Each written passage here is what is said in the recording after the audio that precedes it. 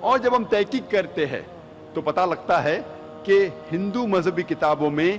سینکڑوں جگہ محمد صلی اللہ علیہ وسلم کا ذکر ہے۔ پہلے ہم دیکھیں گے پرانا میں محمد صلی اللہ علیہ وسلم کے بارے میں کیا لکھا ہے۔ لکھا ہے بھوشیہ پرانا میں پرو 3 کھنڈ 3 ادھیے 3 شلوکات 5 سے 8 تک۔ اس میں لکھا ہے کیا ایک ملیچا آئے گا جو ریگستان سے آئے گا اپنے ساتھیوں کے ساتھ، اور اس کا نام ہوگا محمد صلی اللہ علیہ وسلم، اور راجہ بھوج اس مہادیو عرب کو اس کا استقبال کریں گے اور اس کو پنچ گرہ میں نہلائیں گے اور عزت کے ساتھ اسے تحفہ دیں گے اور کہیں گے کہ آپ انسانیت کے لیے ایک مثال ہے اور انسانیت کے لیے رحمت ہے، اور آپ نے ایک بڑی تعداد میں اچھے لوگ کو اکٹھا کیے تاکہ آپ دشمنوں کو ختم کر سکیں۔ جب یہ پڑھتے بھوشیہ پرانا پرو 3 کھنڈ 3 ادھیے 3 شلوکات 5 سے 8، اس میں لکھا ہوا ہے کہ ایک ملیچا آئے گا۔ ملیچا سنسکرت میں کہتے ہیں ودیشی کو، a foreigner who speaks a foreign language، جو ودیش کی بھاشا بات کرتا ہے۔ یہ شخص کا نام ہے محمد صلی اللہ علیہ وسلم، اور یہ شخص آئے گا مروستھل سے۔ مروستھل سنسکرت میں جب ہم ترجمہ کریں گے اس کے معنی ہے ریگستان، a desert, a sandy track۔ وہ آئے گا اپنے ساتھیوں کے ساتھ،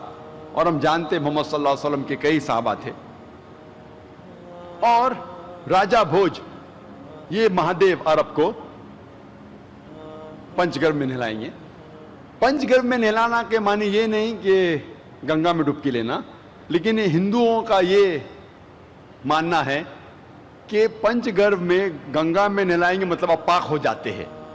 تو اس شلوک کے معنی ہے کہ یہ انسان معصوم ہوگا، پاک اور نیک ہوگا، اور راجہ بھوج اس انسان کو کہیں گے کہ آپ انسانیت کے لیے رحمت ہے۔ اور یہی کہا گیا ہے قرآن مجید میں سورہ انبیاء میں سورہ نمبر 21 آیت نمبر 107 میں، وَمَا أَرْسَلْنَاكَ إِلَّا رَحْمَةً لِلْعَالَمِينَ، کہ ہم نے تمہیں نہیں بھیجا لیکن صرف رحمت بنا کے سارے عالمین کے لیے، سارے جہاں کے لیے، ساری انسانیت کے لیے۔ اور محمد صلی اللہ علیہ وسلم ایک مثال ہے ساری انسانیت کے لیے۔ قرآن مجید میں اللہ تعالیٰ فرماتے ہیں سورہ احزاب میں سورہ نمبر 33 آیت نمبر 21 میں کہ بے شک آپ سب سے بہترین مثال ہے اخلاق میں۔ اللہ تعالیٰ فرماتے ہیں سورہ قلم میں سورہ نمبر 68 آیت نمبر 4 میں کہ آپ محمد صلی اللہ علیہ وسلم میں سب سے بہترین مثال پائیں گے۔ کچھ لوگ اعتراض کریں گے کہ یہ بھوشیہ وانی میں لکھا ہے راجہ بھوج کے بارے میں، اور راجہ بھوج جب ہم تحقیق کرتے ہیں وہ 11ویں صدی میں آئے، 500 سال محمد صلی اللہ علیہ وسلم کے بعد، جو 10th جنریشن آف راجہ شلیوان تھا۔ میں ان سے یہ کہنا چاہتا ہوں کہ ہندوستان میں ایک ہی راجہ بھوج نہیں ہے۔ جس طریقے سے روم کے بادشاہ کو لقب دیا جاتا ہے سیزر، اور مصر کے بادشاہ کو لقب دیا جاتا ہے فرعون، اسی طریقے سے ہندوستان کے راجاؤں کو لقب دیا جاتا ہے راجہ بھوج۔ تو راجہ بھوج ایک ہی نہیں ہے، کئی ہے۔ یہ راجہ بھوج جو آپ ذکر کر رہے 11ویں صدی کے، اس کا ذکر نہیں ہو رہا ہے بھوشیہ وانی میں، یہ اس کا ذکر ہو رہا ہے جو محمد صلی اللہ علیہ وسلم کے وقت تھے۔ آگے جب پڑھتے بھوشیہ پرانا پرو 3 کھنڈ 3 ادھیے 3 شلوکات 10 سے 27 تک، اس میں لکھا ہے کہ ملیچیا اس زمین کو خراب کر چکے ایک شخص میں نے بھیجا تھا جو غلط لوگ کو سیدھی راہ لے کے آیا، لیکن ابھی دشمنوں نے ایک بڑے دشمن کو بھیجا ہے، اور ان دشمنوں کو نشٹ کریں گے ایک آدمی جس کا نام ہے محمد صلی اللہ علیہ وسلم، اور وہ لوگوں کو سیدھی راہ دکھائیں گے۔ اور اے راجہ بھوج، تمہیں پشاچاس کی زمین پہ جانے کی ضرورت نہیں، میں خود تم کو اسی جگہ پاک کروں گا۔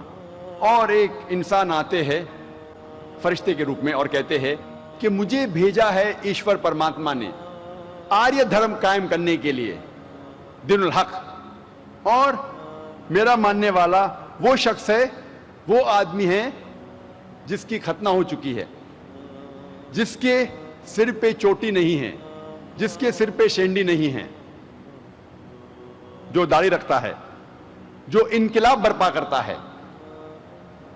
جو اچھے کام کرتا ہے، جو لوگوں کو نماز کے لیے بلاتا ہے، جو سارے حلال چیزیں کھاتا ہے لیکن سور کا گوشت نہیں کھاتا، وہ بھاجی پالا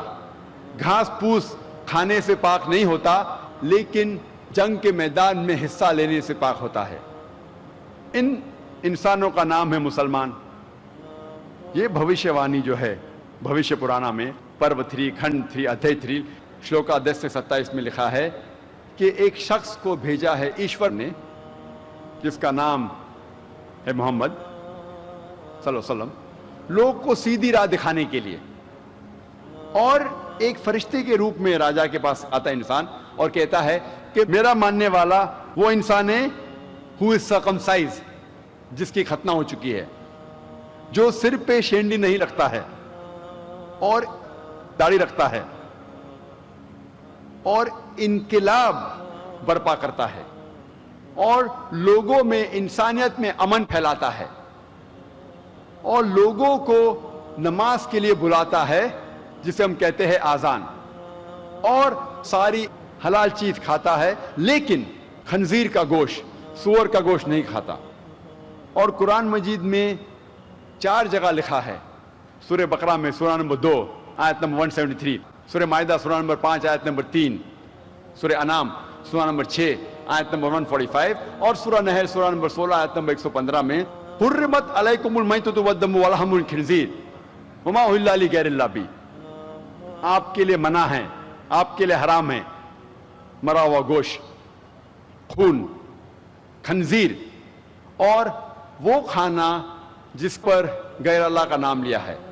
اللہ کے علاوہ کسی اور کا نام جس کھانے پہ لیا گیا ہے وہ آپ کے لیے حرام ہے۔ 4 جگہ قرآن میں صاف لکھا ہے کہ سور کا گوشت کھانا حرام ہے، اور یہ لوگ گھاس پھوس، ہربس شربس، بھاجی پالا کھا کے پاک نہیں ہوں گے لیکن جنگ کے میدان میں حصہ لے کے، اور ان لوگوں کا نام ہے مسلمان۔ یہ بھوشیہ وانی صاف طور پہ ذکر کر رہی ہے محمد صلی اللہ علیہ وسلم کے بارے میں۔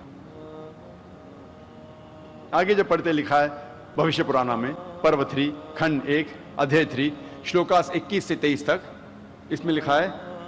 کہ 7 شہر کاشی کے اور ہندوستان میں ہم دیکھ رہے ہیں